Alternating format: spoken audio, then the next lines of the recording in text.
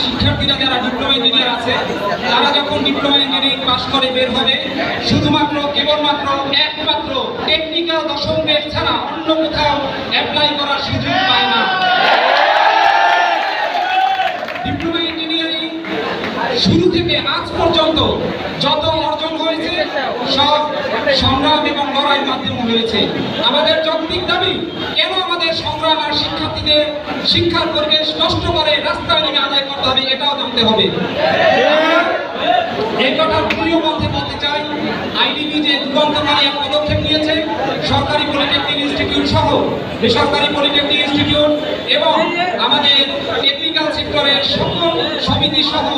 এই যে একটা সেতু বন্ধন যুগান্তকারী একটা পদক্ষেপ, এই যুগান্তকারী পদক্ষেপকে আমরা স্বাগত জানাই এবং আমরা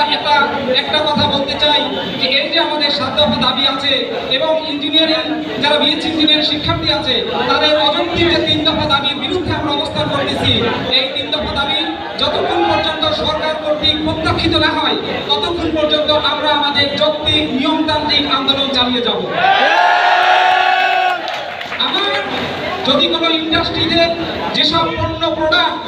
ডেলিভারি হয় তাদের যদি ডিমান্ড না থাকে মার্কেটে, তাহলে সেই ইন্ডাস্ট্রি যেমন কোলাপস করে,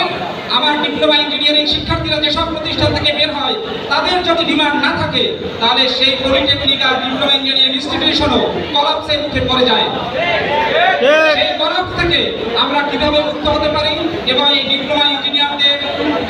অধিকার আদায়ের লক্ষ্যে আমরা সবাই একত্রিত হয়ে ঐক্যবদ্ধভাবে আমরা সকল আন্দোলনে ইনশাআল্লাহ একাত্মতা পোষণ করছি এবং সকল যৌক্তিক নিয়মতান্ত্রিক অহিংস আন্দোলনে আমরা সবসময় সাথে থাকবো ইনশাআল্লাহ। আমি শিক্ষার্থীদের একটা কথাই বলেছি যে দুই ভাই যদি তর্ক হয় আর যদি তারা দীর্ঘদিন পর্যন্ত কোনো ধরনের কোনো কথাবার্তা না বলে বিচ্ছেদ হয়, কিন্তু বাবার সম্পত্তিতে যদি কেউ হাত দেয় তাহলে কিন্তু তারা এই ভাই ভাই আর আলাদা থাকতে পারে না। ডিপ্লোমা ইঞ্জিনিয়ারদের অস্তিত্ব রক্ষার জন্য আমাদের